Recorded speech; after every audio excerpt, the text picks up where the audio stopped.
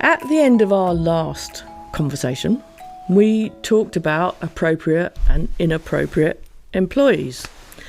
To be perfectly honest, that sounds like a bit of a euphemism to me. So what exactly do you mean by appropriate? So I think the best way to start that is, what don't we mean? We don't mean good or bad. No one is good at everything. No one is bad at everything. So what we really mean is appropriate for the situation and the context. Okay. So for example, classic mistake that many businesses make. They take their best performing salesperson and they make the manager of the sales team. Yes. Every role has a unique construct and requirements for success.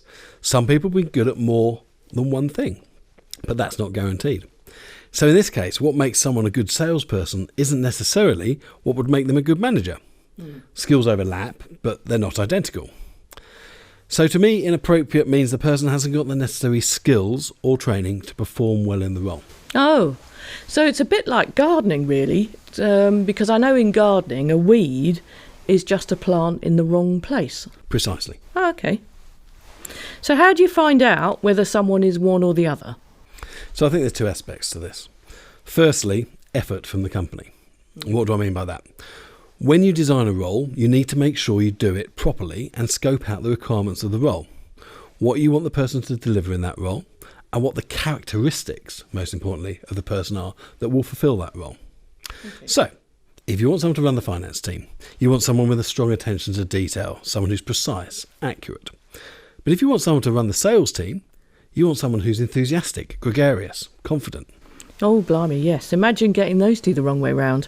So what's the other part of the equation? So you need to accurately assess the talent available to you, both internally and externally.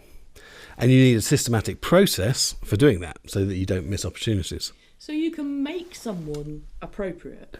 How would you do that? So there's no 100% answer to this, because you can't necessarily. People can be receptive and trained to take on certain skills. So if you have a skills-based gap, someone can be taught that set of skills. But it's harder for people to change their character. So if the role requires a significant number of character traits more than functional skills, you're just going to have to identify the right person rather than try and adapt someone. Because you can't squeeze a square peg into a dodecahedral roll. So how on earth do you measure character?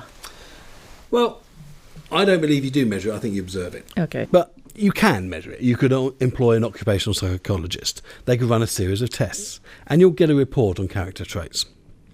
However, I'm more of a fan of the second part of that, which is the observation side of that.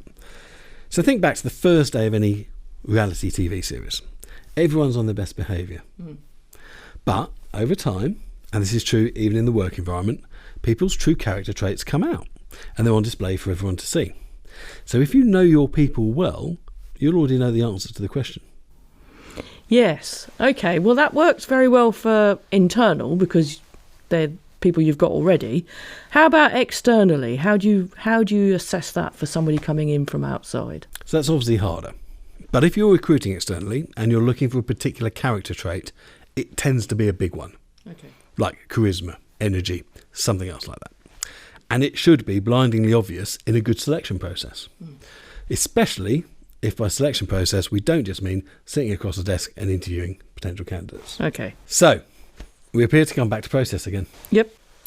The foundation of all good company operations.